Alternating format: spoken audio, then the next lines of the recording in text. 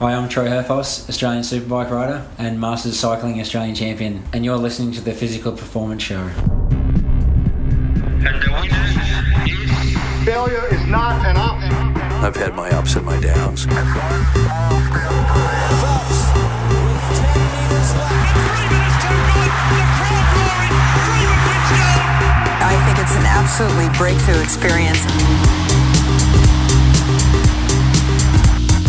Welcome to the Physical Performance Show, the show designed to inspire the pursuit of your physical best performance. I'm your host, Brad Beer. Listen in as we delve into how the world's top physical performers achieve their success, as well as the highs, the lows, and the journey of getting there. Let's get ready, set, let's go.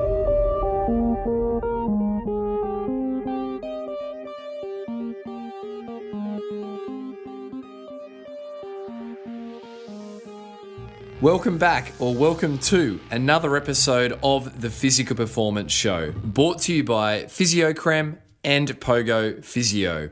I'm Brad Beer, physiotherapist by trade and training, and founder of Pogo Physio.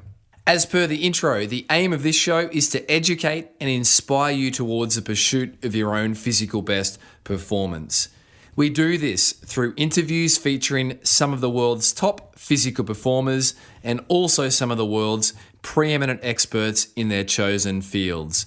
Each week, we'll aim to bring you the highs, the lows, and the learnings of our featured guests. And on today's episode, I bring you a conversation that I had earlier in the year with very talented athlete Troy Herfoss. This is a featured performer episode where Troy takes us through the highs, the lows, and the learnings of his sporting career to date. And it's a remarkable one. By way of bio, Troy is the multiple Australian Superbike Champion. And in fact, at the time of episode release, Troy has just wrapped up yet another Australian Superbike Championship. In addition to Troy's multiple Australian Superbike Championships, Troy's also an Australian dirt track, supermoto, and supersport champion. He's also a Moto X Games silver medalist. Now, not only is Troy super fast on two mechanical wheels, but he's also a very talented road cyclist. And on today's episode, Troy recounts the story of leading into the penultimate stages of the Australian Road Cycling Championships as an unsponsored and solo rider. It's a terrific story. Troy also gives us a cornering masterclass on how to ride a bicycle into and out of corners fast and safely. So there's a whole lot of fun in today's episode, highs, lows, and learnings with Troy Herfoss, Australian Superbike Champion. Let's jump straight in.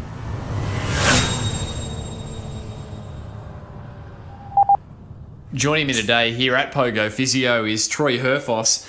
And Troy, great to catch up. I've been following you on Instagram, particularly in recent times, off the back of what's a multitude of success for you in both the superbike world and also the world of bicycling or cycling, where you've had some recent incredible performances. So, mate, thanks for popping in. Yeah, thanks, Brad. It's good to be here. It's the first time for me doing a podcast and been listening to all your different stories, and it's quite interesting. Troy, let's start with something a little bit fun. What's one thing that scares Troy Herfoss? Oh, the thought of not succeeding, losing. And what is it about that scares you? I just don't like to do things in half. So, it's like a big commitment to do anything, whether it's sports or anything I commit to. I want to do at my best, and I'm scared of missing that opportunity of maybe getting the most out of whatever I'm into at the time. And you're 31 years of age now, Troy. Has there been any occasions in which we'll go through your career to date where you feel that you haven't gotten the best out of yourself? Yeah, there's been times where that's happened, and also I feel like in the motorsport side of things, I've had things that have happened that haven't allowed me to finish the job that were out of my power, so to speak, and I guess that's where I found my love for cycling and sort of man-powered sports. So, Troy, you mentioned some things that haven't allowed you to finish the job. Let's come back to that, right, as a talking point. But just can you put listeners in perspective of your current world, what your current world looks like in terms of your sporting pursuits, and then let's do the backstory of growing up in Gunnedah and then Goulburn, Goulburn, New South Wales. It'll be funny you said Gunnedah because when I met my girlfriend Emily, I grew up racing dirt track. It's a country rough sport, and the first race we'd been together for a few months, and the start of the year, Troy Herfoss would hold an event called the Troy Herfoss Classic, and I was riding in the event, and it's the first one of the year, and we were going to practice at Gunnedah, and I said to Emily, "Do you want to come and have a look at the motorbike and see what I do?" And anyway, it's not what I generally do, but we went to this track in Gunnedah. It was like 45 degrees. There was that many flies. I couldn't even get my helmet on without getting flies in my mouth. And she sat at this track in the dirt and dust all day. And I remember thinking, I wonder what she thinks of Gunnedah. Like, we sort of always joke about it now when we're driving around. We should settle down in Gunnedah one day. So Gunnedah does has an attachment to you, but it's not your place of origin. It was Goulburn. So let's talk about the world now for you, and then we'll go back in time. So Troy, what does your current week look like? So I'm a professional superbike rider. I race in the Australian Superbike Championship. That's my job, and have done for 4 or 5 years now. So like any team sport, really, I go to training in the week, and I take it very, very seriously.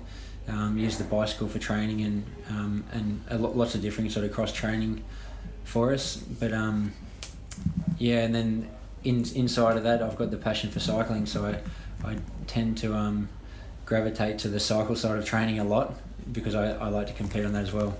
And so what's a week look like, say, on the bicycle? And for listeners, so there's no confusion, because Troy straddles both a motorbike and a superbike and also a push bike or a cycle. So we're going to refer to the bicycle, two-wheel bicycle that you would ride to the shops or on the road as the bicycle. I hope there's no confusion. How many Ks would you push out on that a week, Troy? So looking at last year's year in total, I averaged 500k a week.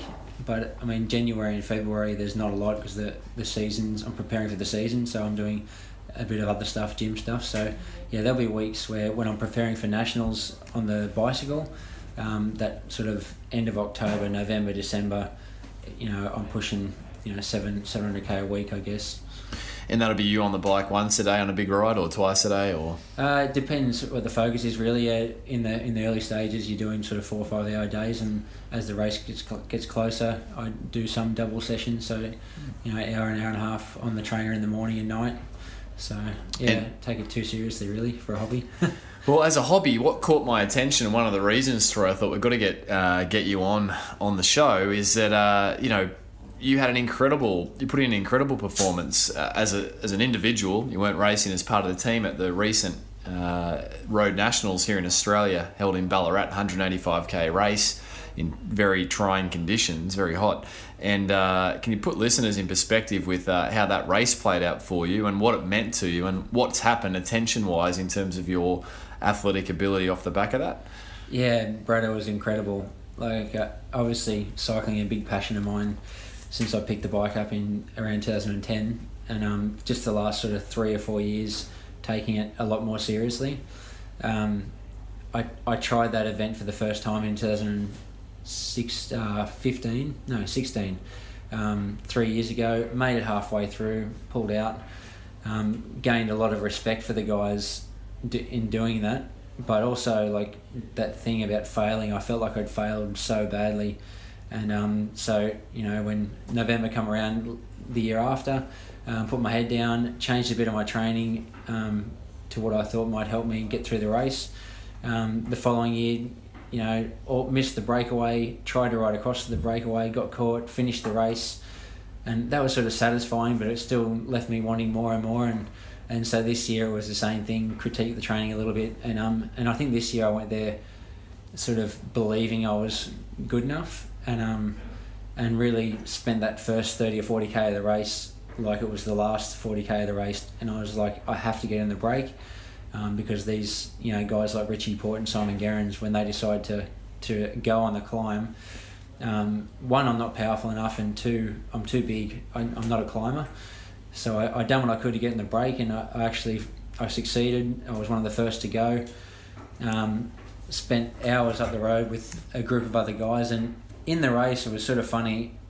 Everyone was cheering me on, and you're going through the feed station every lap, and Emily's telling me what to do, and my friend Mitch from the coast, they're both giving me advice. And watching cycle races all your life, I'm like, I'm that guy. I'm going to get caught. I'm having a good run here. It's great. Everyone's thinking it's pretty cool, but everyone knows I'm a dead man walking. And I'm doing the laps, and I felt like I was one of the stronger guys in the group, and a friend of mine and a guy that coached me a few years ago, Kev Polton, who happens to be the coach of Matt Heyman with the Zwift thing, and I spent a few months with him, and so I know him well, and I trust him a lot when it comes to cycling and training. And I come into the hill, and he just popped his head out one time, and he's like, Troy, they're all dead wood, you've got to go. The bunch is going to start chasing. And this was 60k to go. And so I just went for it. At the top of the climb, I just attacked, and no one come with me. And all of a sudden, I'm on my own at Nationals and the biggest race of the year. And like the feeling I got being out there on my own, it was just incredible. I mean, it was the best 5-minute power of the year. 120k in a race. What were you pushing? I think it was like 458 or something, and that was across the top of the hill. It wasn't climbing the hill, and that's at 71 kilos. So I don't know what's per kilo that was, but yeah, I got away, and straight away I got a big gap. And I think the first few laps I actually put time into the peloton, and even then I still wasn't really feeling like it was something too special. I thought I'm still going to get caught, but then 20k to go, 2 laps to go.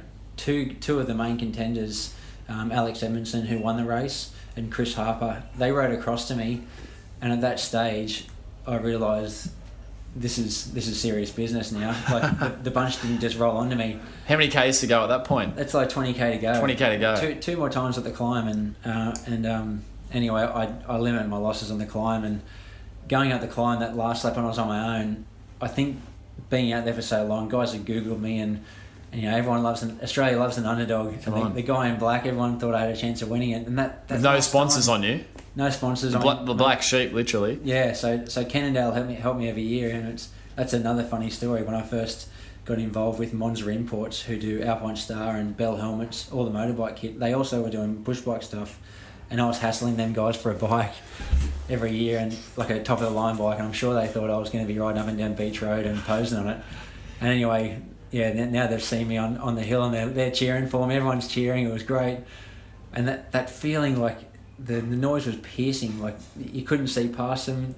The bike was splitting the crowd for me, and I just felt like I was superhuman for them few laps. I reckon it was worth another 20%. But anyway, at the end of the day, I got caught on the last lap at the top of the climb. Richie Port come flying past me, and from that point, it was to get to the finish line. I actually dropped my chain, and it got stuck in my frame. I had to get off the bike and lost a minute and a half in the last 4k. But I was never going to win the race at that stage. I was really tired, but it would have been nice to finish in that front bunch. But at the end of the day, it was just the most incredible experience. But now I feel like I've improved every year. Maybe I could get a little bit better and have another go. So it's sort of a tough one now. I'm definitely going to have another go, but it's a big commitment every year. Well, I mean, in terms of the life of a professional cyclist, you've still got years ahead of you, in terms of strength gains. 31, I mean, you might feel like maybe not, but, we've seen some great Australian rides from Cadell and Simon Gerrans and, into their early to mid-30s. So it'll be interesting times. I always look at that stuff, and I definitely think I'm definitely getting a lot stronger every year still, even though I've been riding at a sort of a similar level each year. I'm getting stronger, and I definitely feel like I can do better than I did last year. And so, Troy, what did the likes of did Richie Port or the likes of Simon Gerrans, any of the big names in the sport, anyone come up and give you a tap on the shoulder at the end of that race and say, "Well done out there," or was it more like, "Okay, I've got to keep an eye out for this guy now"? Yeah, it was sort of a bit of it all fell over at the end, because we actually decided 2 weeks before the race, you know what, I'm not going to do it this year, and we didn't book any flights, and And then I was back on the superbike a few days after, so I literally crossed the line, rode up the hill, and packed the bike as quick as I could to get to the airport. And home. I wish I had gone out that night and met all the guys, and I wanted to share the experience with everyone. But I remember getting to the plane, like I was on the plane 2.5 hours later. I'm thinking, I can't believe what just happened. Like, I cannot believe it. And has anyone reached out to you since? Like, I know there was you had up on your Instagram gallery about trying to get a ride in the Tour Down Under, which I guess would be tricky with credentials, accreditation and that. Yeah, that was all a realistic thing. Like, I actually had an opportunity to ride the Tour Down Under, and new rules come in this year about anti-doping. You had to be on a 6-week whereabouts program prior to a World Tour race, so that was the main reason I didn't get to ride Tour Down Under. Yeah. And so it was purely that change in the doping protocol. And so, has anyone reached out, any teams or any of the athletes individually? It's funny, no teams have sort of reached out, but I definitely gained some respect from them guys, and it was really cool. About 5 minutes after Richie Port crossed the line on Wollonga at Tour Down Under, he followed me on Strava. I said, Emily, look at this, Richie Port's following me on Strava. I couldn't believe it. So did you screenshot it? Yeah, I screenshot it. I sent it to all the boys. Look at this. He just won Wollonga and he's following me on Strava now. That's brilliant. Well, Richie, if you're listening in, let us know how you've been enjoying Troy's Strava. It is a good follow, I must say. Troy, while we're still on the bicycle, let's do a cornering class. So I was actually out descending a local descent around here, Beachmont on the Gold Coast, just a few weeks ago, and I thought I must ask Troy to share cornering tips on the bicycle. So if you're a triathlete, you're a cyclist listening in, hearing from a guy that rides the bicycle at great speed, but then also the superbike at extreme speed. What are the tips? Take us through, if we're coming down, say, a Beachmont, some good corners. What are your tips on how to approach a corner and get the most out of it? The best tip is preparation, and Beachmont's a good climb because there's a lot of corners that link together.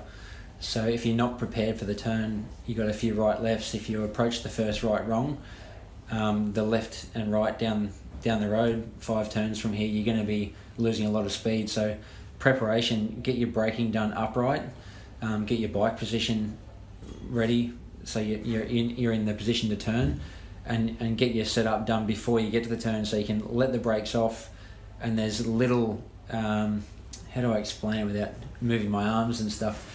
Just move your arms, Troy. The main thing is little movements make a big difference on the bike.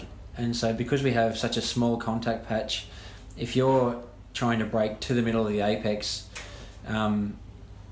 you're a good chance of losing traction. So that's why you got to set up early, get your body in position, and approach wide, apex late, and then exit tight. So then you're approaching the next corner at a good angle. So preparation and bike position is probably key.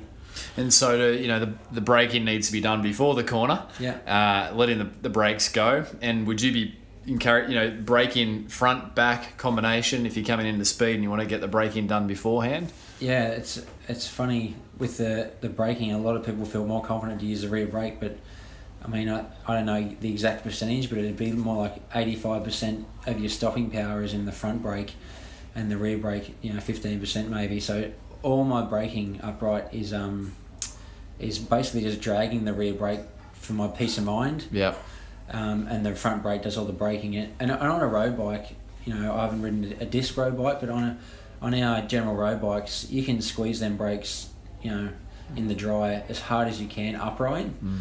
But as soon as you start tipping into the corner, you've got to then let off the brakes a little bit, because as soon as you start putting a bit of angle into it, that's when the front tyre is likely to lock up a little bit and you'll lose traction. And same thing, them small movements make a big difference when you've got the tyre width of like a $2, the side of a $2 coin, I guess. I don't know what it is. Not much, is it? Yeah. And Troy, body position. You mentioned body positioning. So if we're coming into a solid left-hand bend, you're approaching it. You're going to just take us through the exact steps. You've braked in the lead up. You're upright. What do you do with your body then? So with a bicycle, I'll keep my body upright, not lean with the bike, keep my body sort of pretty well upright, turn the bike in and push the bike down with you to the left-hand side. Yep, so you're going to turn left, you're going to push the bike down to the left. Yep. And that way, if you do feel... So as you turn, you lose contact patch. The top of the tyre's got the most contact.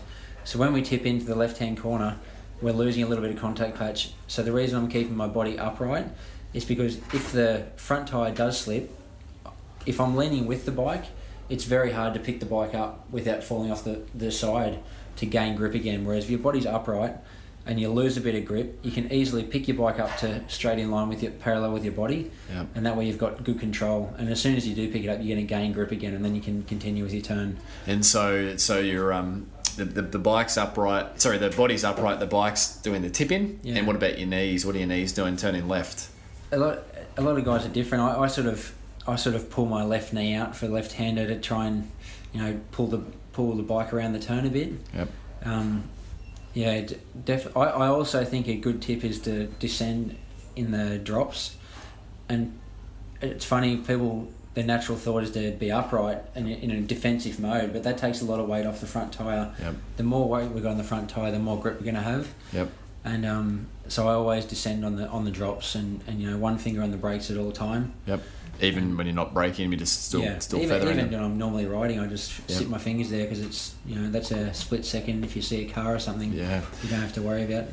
And Troy, in terms of approaching it, you're going to come in wide and leave tight on the other side. Yeah. Approach the left hand bed on the middle of the road. Yep. So that way, if you see a car coming, you can turn away from it, and there's more chance in a blind turn if you're sitting wide. The sight of the car comes up earlier. Yep.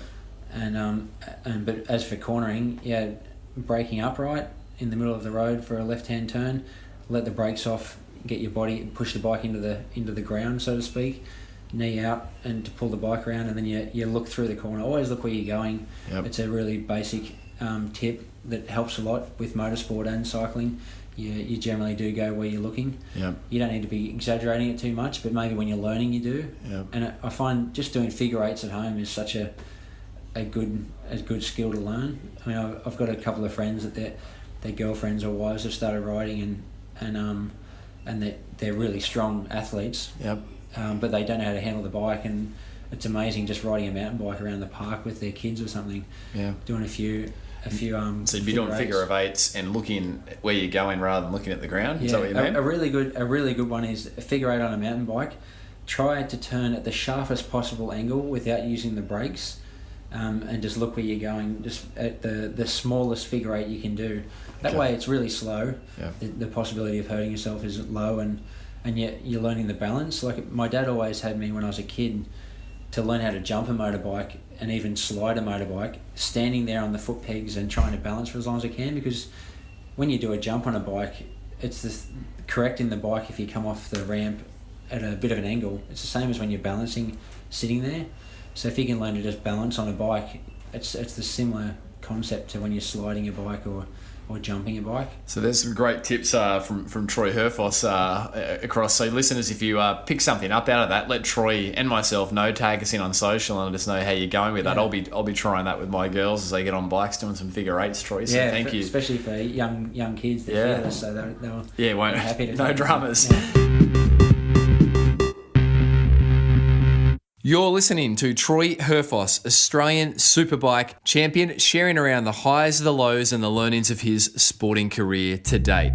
Support for today's show comes from PhysioCrem. PhysioCrem is a topical massage cream containing natural plant-based ingredients, ideal for the temporary relief of muscular aches and pains. If you're conscious of what you put on your body, you'll be happy to know that PhysioCrem does not contain parabens or hydroxybenzoates. It is clean to use and pleasant smelling, with the smell fading away in just minutes. Its non-greasy formula doesn't leave any sticky residue behind. PhysioCrem can be found at chemists and health stores Australia-wide, as well as their online store. Jump over to physiocrem.com.au, FISIOCREM, and receive 20% off all PhysioCrem products with the promo code POGO. That's capital POGO. Hurting sucks, and they've got your back. Support for today's show also comes from Pogo Physio. Pogo Physio exists to help you get back to your physical best following injury. We want everyone who walks through the doors of Pogo Physio to cross their physio finish line. That's where we high-five you and celebrate that you're back to your physical best and that you've completed rehabilitation. In addition to traditional session-to-session appointments, Pogo Physio offers some unique models of care, all designed to help you save money and recover faster. These include our award-winning 2, 6 and 12-week fixed fee, unlimited access finish line programs, and our monthly wellness booster packs, which include physiotherapy, remedial massage, active rehabilitation, and use of state-of-the-art equipment such as the Alter-G anti-gravity treadmill, starting from a low $195 health fund rebatable per month. To find out more about how Pogo Physio can help you get back to your physical best, jump over to pogophysio.com.au. For now, let's jump back to Troy Herfoss, Australian Superbike Champion, sharing around the highs, the lows, and the learnings of his career on 2 very fast wheels. Troy, you mentioned your dad, and let's go now to the origin years to take us through from, what was dirt bike, supermoto, then superbike, and obviously we've covered a little bit of the bicycle, which we'll pick back up. But tell us, what was life like growing up in Goulburn, and how did you first get onto a set of wheels, and why? I was been in Goulburn all my life up until 2 years ago when I moved to the coast, and my dad was really loved dirt bike riding. His family didn't come from a lot of money, so he didn't get to ride when he was a kid. But as soon as he could afford a bike, he had a bike. So he raced a lot. Never raced professionally, but he actually won a few Australian championships on dirt track. And he was just a really good all-rounder. So, I think when I was 6 weeks old, I'd already gone to 4 racetracks. So I really didn't have a choice at the start there. But, picked up a bike early and started riding. My sister, 2 years younger than me, rode before me. Wow. I was too scared, and she got on and done it, which sort of pushed me into doing it. And just enjoyed riding around the paddock, really. My dad bought a 100-acre block of land, which was right next to the Goulburn Aerodrome, so he couldn't get any complaints from noise. And so when I was 11, we moved to that 100 acres, and I just every day after school was riding. It was just an absolute addiction and passion. Dirt bike. Yeah, dirt biking. Yeah, and so then how did you make your way over to what was to become, you took out the 250cc, 450cc Australian dirt track title in 2004. So at that stage, how old were you then, Troy? You 16. Were 16. Yeah. And so then 2 years later, you're the Australian Supermoto champion. So how did that transition happen? I grew up wanting to be a road racer. I wanted to be a Superbike world champion like Troy Bayliss or Troy Corser. We've had a few Australians have won it, and but road racing is such an expensive sport. It's really hard, especially these days. It's so hard for a young guy to get into road racing because of the cost. So racing dirt track all my life, it was where all the fast guys come through the dirt track and stepped over to road racing. When I got to the time where I should start road racing when I was 16, it was just just too much for the family to spend the money to go road racing. But Supermoto was becoming very popular, Supermoto is a crossover of dirt track, motocross and road racing. So you ride a motocross bike with road tyres on them, and that was so much cheaper because you can crash a dirt bike and you don't break anything. You pick it up and keep riding. So I could take my dirt bike with road tyres to the road race track and gain some experience. It just sort of all happened really quickly with the Supermoto. I done a few track days and I went and done a race, and I done quite well. And there was a guy at the race. So I went to a big Supermoto race, the biggest one we had in Australia at the time. It was at Homebush in Sydney, and everyone was really crazy about Supermoto at the time. So all the professional motocross riders and the road racers were all like, oh, this is a good chance for us all to race each other on even grounds, and we'll see who the best guy is. And then there was me, a little dirt track kid, 16 years old, like, oh, I get to race against all these pros now. And I went to this race, and I was the youngest guy there. Dad just bought a set of wheels for the bike. It was nothing special. Yep. And well, the brakes were so bad that after every race, they were all the way to the bar. I had to adjust them all the way out. It was just a really low budget weekend. And anyway, every time I went on the track, I had, if not the fastest lap, but I crashed every time I went out there. I just kept crashing. I was just 16. I just wanted to show everyone how fast I could go. But I had, I didn't have the experience anyway. A guy there, Paul Feeney, who lives on the coast, he distributed Husqvarna at the time and was running a team. He had all the good guys in his team, and he came up to Dad after the race and said, he was from Goulburn originally, so he just seen my name in the program and thought he'd follow me for the night, and he noticed that I was quite fast, and hey, I want Troy to come and have a ride in the Husqvarna team, and so of course I will, and that's how it started. I found myself going as a supermoto, and that was I think that was 2000. What would that have been? Where are we now? That would have been 2003, I think. Okay. I'd done that event. So 2004, I rode with Husqvarna. That's right. And that first year in Supermoto Australian Championship, there was 8 rounds, 2 races at each round. And so 16 races. I crashed 16 times in that year. There was only one race I finished without crashing, but the race before that I crashed twice. And anyway, I remember getting changed, and after the first round I'd crashed a lot, and I wasn't setting the world on fire. It was all a lot for me, being in a team and stuff like that. And you were how old at this stage? I was 16. Yeah, 16. Just 16 still. I wasn't even 17. Yep. And Paul and Sue, Sue's Paul's wife, were running the team, and I was getting changed, and Sue always, you always knew where you stood with Sue, and I could hear it. What do we got this guy on the team for? 16-year-old kid.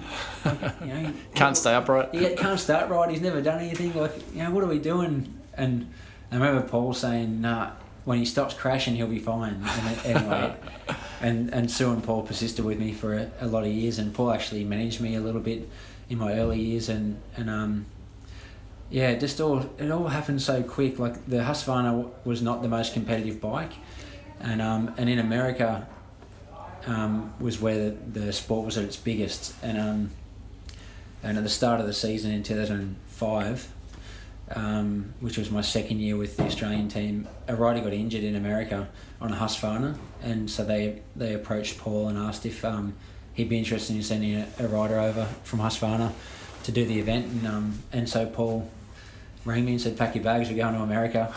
And what was your response to that? I was at work in the smoko shed with my dad. What were you doing work-wise? He rang my dad. He rang my dad. Okay. So my dad's an earth mover. Yeah. And I left school as soon as I had a license. Dad said, "You got to at least have a license to work for me." Yep. And so you had no interest in finishing school. You're like, I'm going to go out and work and ride. I was going to be a professional motorbike rider for sure. Yep. That's all I wanted to do. And so I left school at the end of year 10, start of year 11. When I turned 17, I started working, and that was just before I went overseas. And I only worked 9 months or something with Dad, or I can't remember what it was, but I remember. Yeah, Paul rang Dad first, and I was having smoko, and a mate of mine was working with us too, and Dad walks in, and I can't remember exactly what he said, but it was like, always making a joke about me not enjoying work, and at 17 years old, you're like, oh, what am I doing? I don't want to be a professional motorbike rider. I don't want to be here digging holes and stuff like that. And anyway, packed my bags, and Dad said to me, it wasn't a paid ride, but the contingency, the bonuses were good, yep. And Dad just said, go and do it. If you get a win, then live off. You live at home when we're at home, but if we're going to do it, the money you win, it goes back to being a better motorbike rider. So you can be a professional, so to speak, if you do any good. So I went over there, and it was the first round of the American Championship, the biggest championship, and Paul Feeney come with me, and it just all started to click at that time. It rained in the race, and I got second. Wow. And I beat my teammate, and the team, said before I flew home, there's a race in 2 weeks, round 2, and you're second in the championship, so you've got to come back. Wow. And I went back, and I think I finished second again, and then I won a couple of races, and that's when it just. This is on the world scene. this is on AMA Supermoto, Okay. which was, it's like American motocross. It was the pinnacle, really. Yeah. It was the highest level. in the sport. Yeah. Yeah.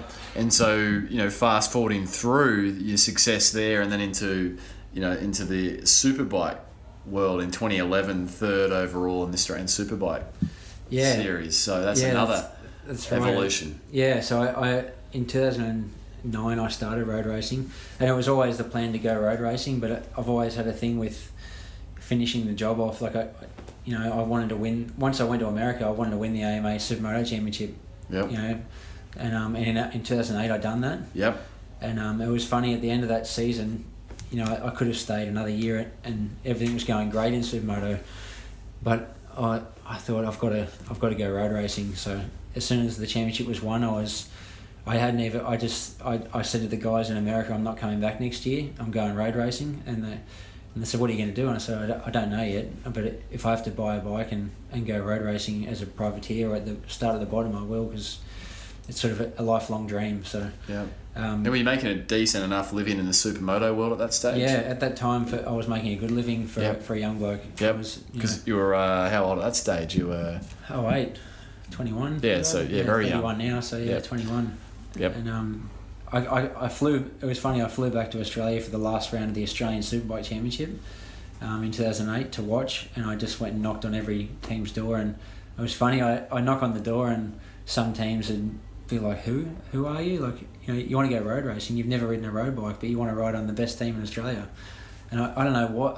When I look back, I think, what was I thinking? Expecting to have no experience on a road bike, but be able to walk into the best team in Australia. But after having a few years over there and realising I transitioned to supermoto so quickly and got to the top level quickly, and I thought, what, I can be that inner belief was there. Hence I can do what they're doing for sure. And some teams asked me how much money I got in my pocket. I could have a ride with their team if I had the money to buy it. But Suzuki, they got me in and took me seriously and said, what, this guy's just walked in and asked for a ride and he thinks he can win. Let's give him a test ride. So I got a test ride on a superbike, and it all just, they gave me a job after the test ride. And so we'll go to that test ride in a moment, but you grew up idolising, like you said, Troy Corser, Troy Bayliss. Was Troy Bayliss racing the circuit at that stage? He was racing World Championship then. He was World Championship In 08 then, he was World Champion, I think. Okay, yeah. I'm pretty sure he won one of his World Championships. He graduated sort of out, so to speak, and was on the world stage. But and he was my motivation, because Dad always told me I was too big for a motorbike, like a road bike. But aside from that, we didn't go road racing when I was 16, which is, you sort of need to start at a really young age. You've got to be in the process of going through the ranks. But Troy didn't start until he was a lot older. Yeah. And at that stage, I was starting road racing. I think at the same time he might have started. And so the whole way through, I was like, if I can be world champion by the time I'm 25, or I'm 27 or 28, that's fine. That, like Troy done it. Yeah. But it didn't work out that way, and not everyone gets to do it. There's a very small percentage, but I definitely went through the processes and sort of got to a point there. And Troy, your superbike career really ratcheted up from the test ride that you got with Suzuki, right through. I mean, if we fast forward, you've taken out with Honda now the Australian Superbike Championship in 2016. And how did 2017 play out for you? Yeah, last year we led the championship into the last race and actually had a small mechanical and DNF the race. In saying that I finished third in the championship because of that race. That's how close it was. And the two guys that beat me, Wayne Maxwell and Josh Waters, both had their bad luck throughout the year too. So it was a close fought battle, and at the end of the day I just wasn't good enough. But yeah, definitely motivating for this year. And so the next step in your career, I mean, your career goal is Superbike World Champion. What needs to happen for that next evolution? Yeah, it's a really tough question to get asked that now, because I haven't given up on the dream of being a world champion, but I feel like if I was going to be in the world championship circuit, I would by now. I mean, I won the 600, the smaller championship in my second year of road racing in 2010, and nothing come of it. I went to Europe for a year, and I was fast, and it all went pear-shaped really badly. I had a year off. I come back and now What went pear-shaped about it, Troy? I ended up getting sacked midway through the year. Okay. That's another story. Okay. But, yeah, and then that led to a year off. I sort of got angry at the sport a little bit, and then I've come back and now I've won the Australian Championship in 2015 and 16, and then third last year. And I feel like, I'm at an age where I'm reliable. I'm matured as a sportsman. I've won the championship a few times. If I was going to get picked to go to the World Championship, it would have happened. So now I'm sort of switch my focus to, okay, I'm just going to win as many Australian Superbike Championships as I can, and be that guy that the younger guys want to beat before they go overseas. Okay. Maybe, yeah. And so you haven't fully let go of the dream, but there's just that next bridge, that transition. And a lot of it, I suspect, in motorsport, as you said, it's one of your passions about the bicycle, the purity of that. It's your lungs, your legs. The road scene with technology, you start to talk about investors, funding, and dollars, and so there's obviously that bridge to gap. We've had Tim Slade talk previously as a guest around the V8 world, V8 motorcars, and and there's that whole being in the right place at the right time. Often it seems to be in motorsport. Yeah, it is tough, and Tim knows exactly how hard it is, and I've spoke to him about it a little bit as well, and I think for me it come to a point, when I went to Europe there, at that point, my results in racing was the reason I got to progress, and in that year in Europe, I was doing well. I was racing in the German Superbike Championship with a team that hadn't had any results, and I was going to tracks that I'd never ridden and being the fastest, qualifying on pole position. Had a lot of bike dramas, but I still finished on the podium a lot. I didn't win any races, but 2 rounds to go, I got sacked for no real reason. We had a small issue with the team and in the motorhome, and it was nothing. And all of a sudden, I'm kicked out of this team, and I got to the point. I come home. I went and searched for a ride, and it was just all the rides that were going were. I just didn't trust any of the teams I was talking to, and I come home and I was sitting with my friends and. I'm like, I don't want to go back over there because at this point my results aren't. I'm not furthering my career based on results. I'd be better off going and doing making some money for a year and saving up some money, not riding a bike, and then just go and buying a ride, which is not why I started racing. Like, it's about furthering myself as an athlete. So, whereas I feel like in Australia, I'm holding on to my ride with Honda now because I'm the best. They believe I'm the best rider for that job, not because of the money I bring to the team. So here in Australia, I can race at a high level, and my results keep me in the business. And how do you keep at your best on the superbike? What does your regime look like? Obviously, we've spoken about your love, your passion, your fitness work on the bicycle, but what specifically is involved to be at your best on the superbike, Troy? I think obsession keeps you there. Like, you got to be obsessed with what you're doing. And I think I've been through the process a lot over the years, and I know what sort of strength is needed to be on the bike. You don't have to be the strongest guy out there, but superbike racing is about being really mentally focused. So I feel like I can handle the pressure really well now, and like I said, I've been through the processes each year, and I know. What's needed to win a race, and I know my team really well. I know the tyres really well, and then just keeping yourself reflexes at the top and fit and healthy. You're listening to Troy Herfoss, multiple Australian Superbike champion, sharing around the highs, the lows, and the learnings of his sporting career to date. If you missed last week's episode, then you missed another man, very fast man on two wheels, and that's former professional road cyclist Johnny Cantwell. Johnny shared around life in the professional cycling peloton, including what it was like to take on the arduous of the Tour de France. Here's a little snippet of what you missed. The hardest training session I would have done would be training at altitude with Saxo Bank in 2013. It was up in altitude in between the border of Switzerland and Italy. I never responded well to altitude. So there was days there that I thought I should end my cycling career. For now, let's jump back to Troy Herfoss on the highs, the lows, and the learnings of his sporting career to date. Troy, let's do a performance round. You ready for some rapid fires? And you can answer this from a superbike perspective or the bicycle perspective, of which, you're also the Australian Masters road cycling champion, which the same style you took on the road national championships, you broke away and stayed away. So you can pick how you answer these, Troy. Training session you most dislike?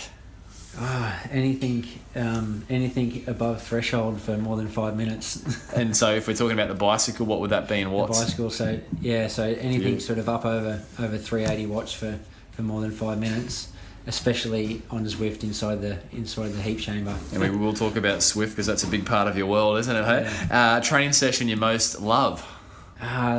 Love tempo. So like a couple of 20-minute tempo efforts. So sort of 80-85% big gear. You get a lot of bang for your buck from that effort. What recovery are you having there? Shortest recovery possible. So I might set out to do an hour of tempo. So might have a few 7-minute climbs and a 10-minute climb. Just get that tempo done and sort of like if you're a cyclist, it's like a half wheeling session. Yeah. If you know that term. And are you on the trainer for this? Or are you? I do sometimes. I use the trainer a lot more when I've got a race coming up because it's so specific and you get a lot out of it. Also, I find, and the research I've done, being on the coast, you think, why would you ride on a trainer? But I think the effect of being inside the shed in that really hot, humid climate, that helps the body as well. Not only to get used to the heat, but sort of like an altitude style training. Yep. So you're in the back shed. The backyard. Yeah, in the shed, yeah. And Emily, my girlfriend's got a Zwift set up next to me, so you're Zwifting away. Sometimes we get in there. I'm picking up a treadmill tonight, my first treadmill, so I'll be on Zwift on the treadmill. Tonight, I'm going to come to your triathlon career. Yeah. Favourite pre-race meal? If you're getting on the superbike or the bicycle, what are you having? I done a race with Swiss Cycling a few years back, and Brad McGee, who was a professional cyclist, seen me go to get breakfast and had a bit of toast, and he said to me, mate, if you're not eating porridge, you're not going racing. There's no point racing. So on race day, it's always porridge. Porridge ever since Brad McGee pulled you aside. And it does work, it's good meal. Morning, bedtime, getting out of bed, going to sleep, getting out of bed. What's your routine look like there, Troy? And for a 30-year-old with no kids, and I live like a bit of an old man, so usually we're in bed by sort of 8:30 really, and but we get up really early, sort of 4 or 5 o'clock. Yeah, you're up into it. Who's the athlete Troy Herfoss most admires and why? That's a tough question. I've seen that there, and I don't really know exactly who it'd be. I admire, not so much an athlete. I admire people that tick all the boxes preparation wise and take their sport seriously. And achieve at a high level consistently. So I don't really know who to put a name on that. But you mentioned Lionel Sanders, that you'd listened to one of the previous episodes that grabbed your attention. Lionel Sanders. What do you admire about Lionel? It's funny, because I've just got the triathlon bug as well. So and I realised I was coming on the show, so I looked up someone to listen to, and Lionel come up, and it's funny, he was talking about his swimming. And he's talking about 2-minute 100s, I think it was, and how he was struggling, and then he went home and Googled everything, and I'm listening to myself here. This is exactly what I do. But I just love the way he's open about it, and he's leaving no stone unturned. Like him training on Zwift, it's hard work, and if you're doing 4 hours on Zwift, you're doing 4 hours of riding. There's no stopping there. Yeah. And that's why the training on Zwift and just the trainer in general is so good. And I think, I like the fact that he just does it just to win. I'm sure he enjoys it. He must enjoy it, but he's there for one reason, that's to win. Is there a mantra that you use, Troy, when you're racing, be it the superbike or the bicycle? What do you mean by that? Mantra as in some self-talk or anything that you're regularly running through your head?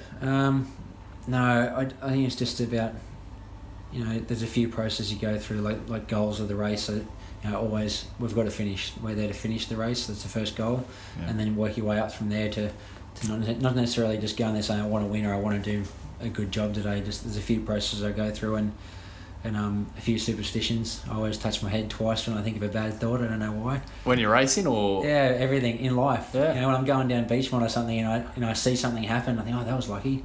So that doesn't happen again. I touch wood twice. So, we haven't touched your head yet since it's a nervous thing. So best recovery tip, Troy?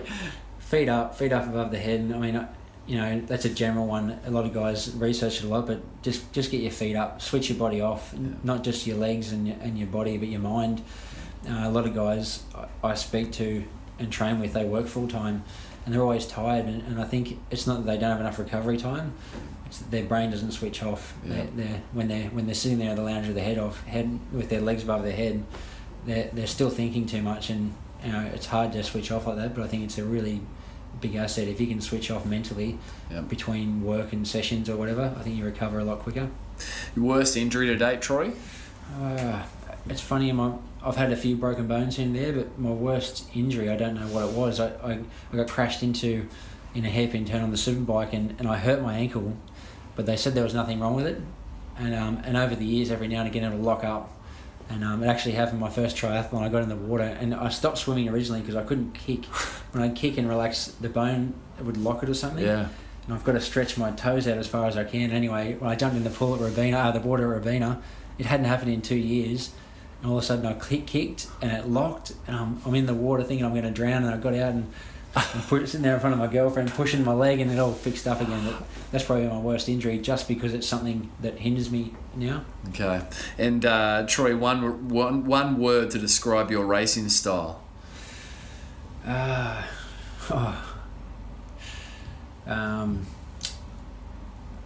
guess I'm like a dog with a bone. Never give up. Yep. To the finish line. I think it's quite a paradox, juxtaposition, Troy. Watching you ride the Road Nationals with just grit, just absolute sheer grit and just determination and absolutely putting it all on the line, and yet here you are in person. You're such a quietly, softly spoken guy.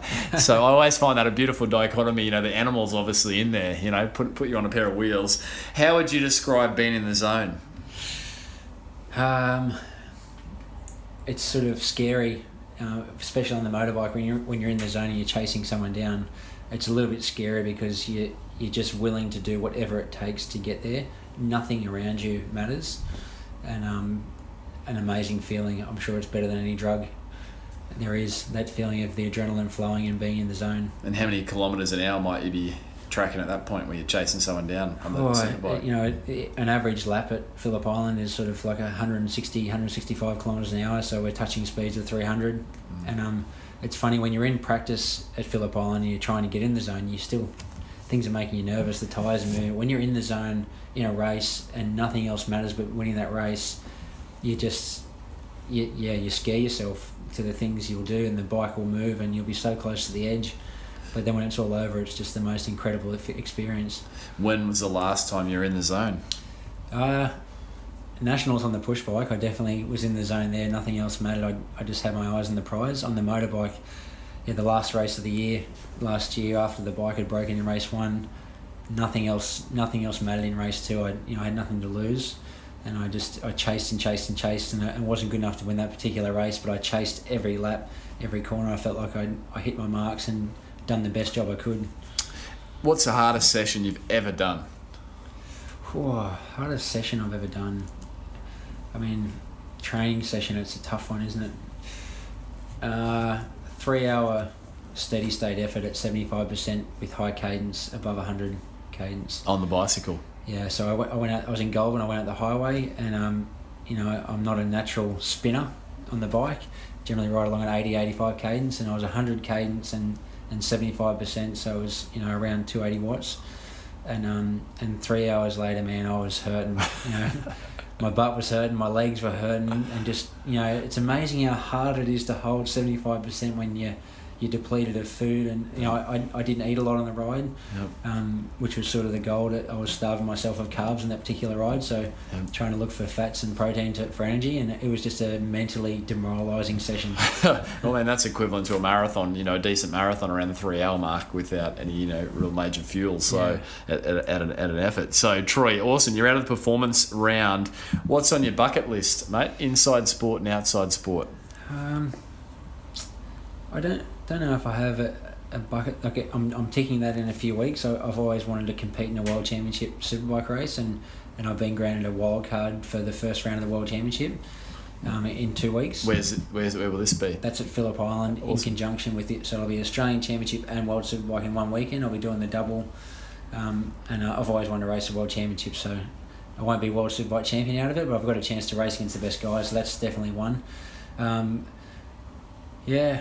Now that the last few months looking at this triathlon stuff, I like the look of Kona. Come on. But I mean, I just find I can definitely juggle a lot of different sports being a motorbike rider because I've got a lot of time, but like to be an Ironman, that's like a full-time. I mean, I'm sure it must. I'd hate to imagine how tough a day would be in the life of an Ironman, but I love the thought of it. I love the thought of pushing your body to the limit. Finding out what's truly possible. So we might see you picking up some long course triathlon. I know you've just dabbled in triathlon recently with, as you said, the Robina triathlon here on the Gold Coast recently, and Tweed half on the weekend. Tweed half, the half Ironman. Definitely endurance sports interest me. I've tried to, I signed up for a 24-hour mountain bike race solo, the night before I went to help a mate. So things like that I just get excited about them. So yeah, endurance sports are definitely my thing.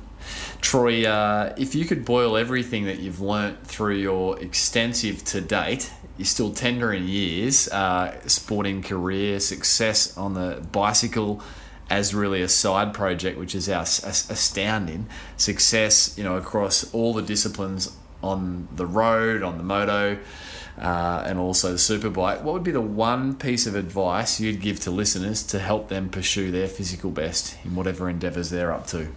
It's sort of a do as I say, not as I do, because I definitely dabble in a lot of sports, but be great at one thing, not good at many, and to be at a top level, if you really want it, you've got to be addicted or obsessed with it.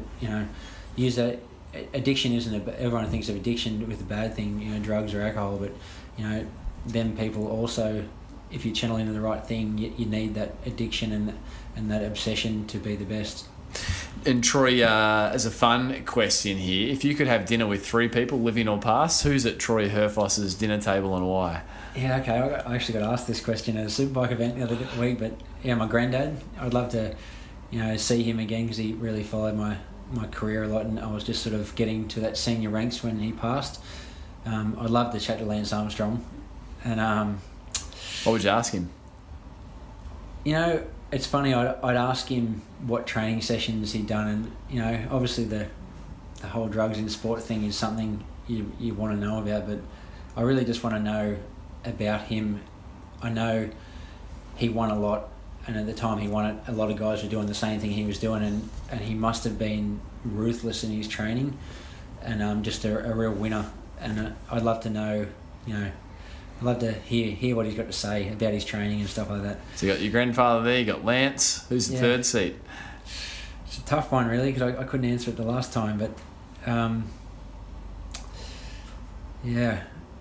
geez, what am I going to do here? Yeah, it's a tough one.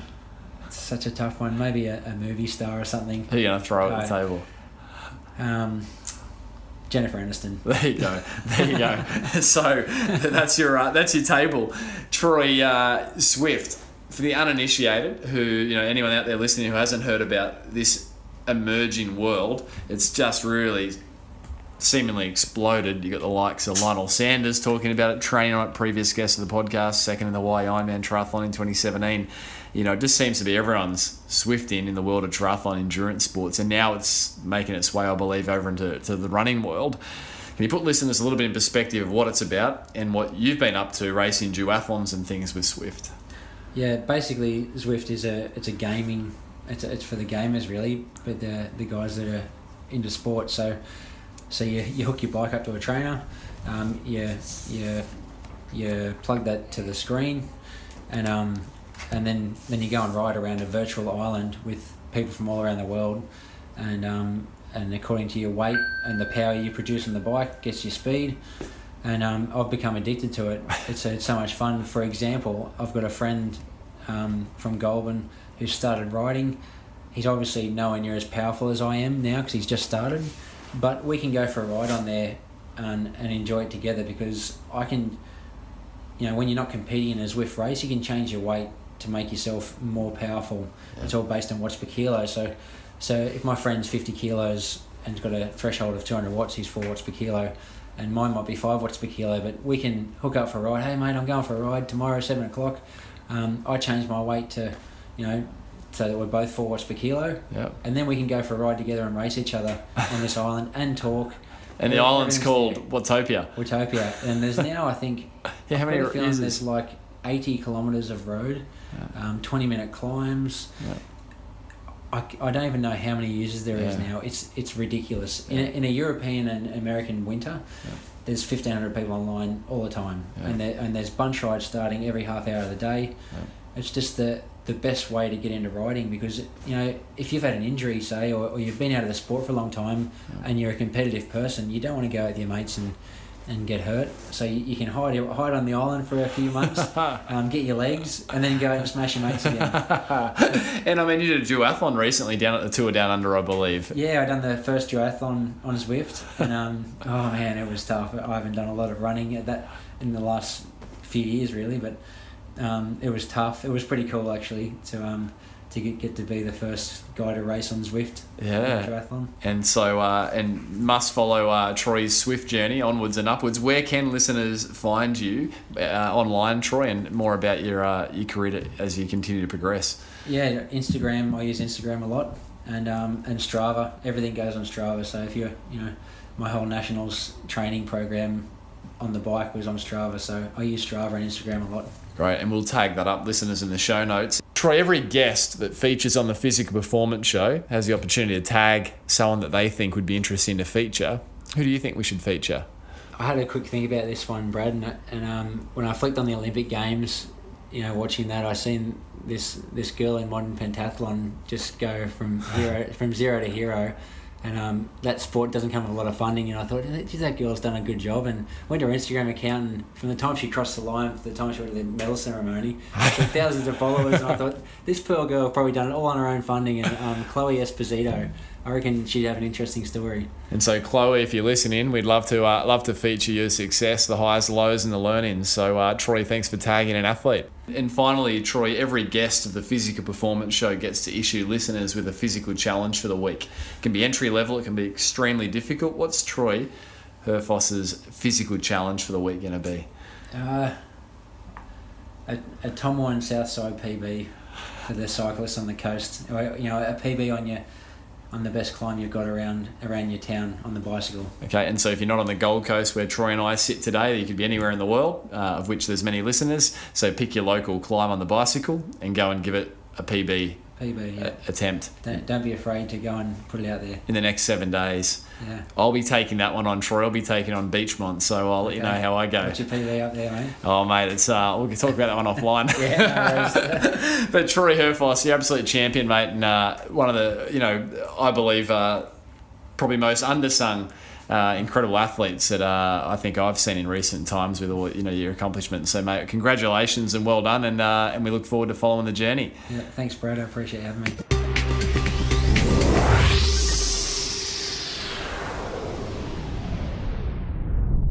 So there you have it, another episode of the Physical Performance Show, and I trust you enjoyed Troy Herfoss. If you did, then please let Troy and myself know. You can find Troy over on Instagram at Troy Herfoss17. That's TroyHerfoss17. I'm easily found over at Brad_beer on Twitter and Instagram as well. A big thanks to you, the faithful listener, for taking the time to leave ratings, reviews, and subscribing from within your favourite podcast player to the show. A massive thanks this week to show listener Anna Kroger. Anna's rated the podcast 5 stars over on iTunes and commented, "Thank you, Brad and the Pogo Physio team. I love your podcasts. I learn so much and feel so inspired by your guests and their insights. Keep up the amazing work. You are making a real difference to ordinary people." Anna, thank you for taking the time to leave a review. And if you drop me an email, b.beer@pogophysio.com.au, I'll make sure you get a signed copy of the revised and expanded second edition of You Can Run Pain-Free as a little way of saying thank you. Talking about thank yous, a big thanks to the good folk who make this show possible each and every week. Daryl Misson, audio engineer, Susan Wilkin, administration, and Matthew Olding on all things graphic design. Of course, another huge thanks to PhysioCrem, today's show sponsor. PhysioCrem support makes the show possible, and don't forget to jump over to the PhysioCrem shop where you can receive 20% off all products. And be sure to jump over and follow the show on Instagram at Physical Performance Show. And there at the URL, you'll find a link where you can go into the draw to win a great PhysioCram pack. You can see the pack over on the Instagram gallery and simply leave your name and details to win one of the great packs that we're drawing every few episodes, thanks to PhysioCram. Don't forget your podsies too. They're great. That's a simple screenshot of the episode that you're listening to and enjoying, and you can tag myself in at Brad_Beer or the show at Physical Performance Show and showcase the episode that you're enjoying. It's a whole lot of fun. People riding, running, commuting, at work, you name it. There's been some doozies, so keep them coming. The podsies have been awesome. All right, coming up on next week's episode of the Physical Performance Show, we jump over to an expert edition. Now, if you've ever been bothered by hip or groin pain, you are going to want to tune in. And even if you haven't, then arm yourself with information around how to look after this vital part or region of the body.